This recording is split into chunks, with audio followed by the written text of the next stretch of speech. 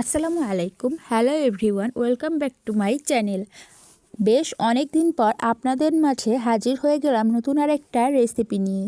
ইফতারের জন্য ভাজা পোড়া আইটেম খেতে আমরা কম বেশি সবাই অনেক বেশি পছন্দ করে থাকি।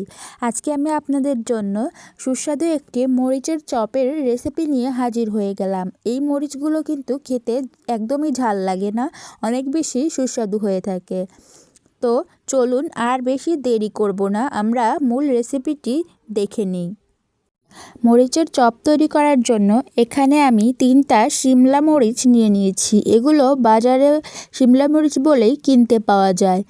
এবার আমি এক একটা করে মরিচ নিব এবং মরিচগুলোর উপর থেকে কিছুটা অংশ করে কেটে নেব। পুরোপুরি কিন্তু কেটে নেওয়া যাবে না। প্রথমে আমি ভুলবশত পুরোপুরি কেটে নিয়েছিলাম। পুরোপুরি কিন্তু কাটা যাবে না, কিছুটা অংশ কেটে নিতে হবে। ভিডিওতে দেখানোভাবে আপনারা কেটে নেওয়ার চেষ্টা করবেন। এবার আমি এখানে একটা বাটি নিয়ে নিয়েছি। এখানে আমি হাফ কাপ পরিমাণ মুরগির বুকের মাংস ছোট ছোট টুকরো করে কেটে নিয়েছি, সেটা দিয়ে দেব।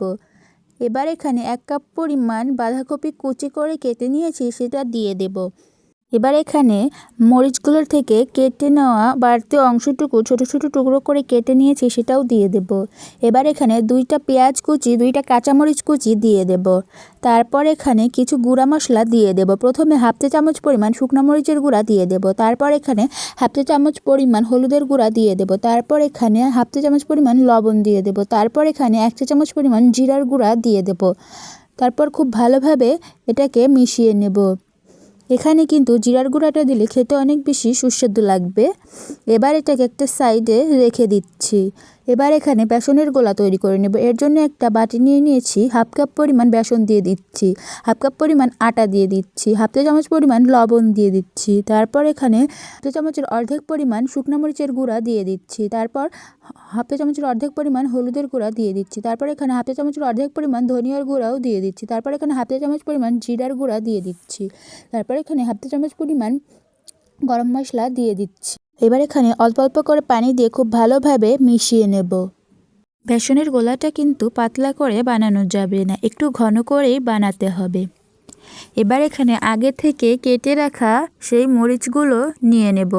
তারপর এখানে তৈরি করে রাখা চিকেনের মিশ্রণটা এখানে কেটে নেওয়া মরিচগুলোর মধ্যে অল্প অল্প করে ভরে দেব।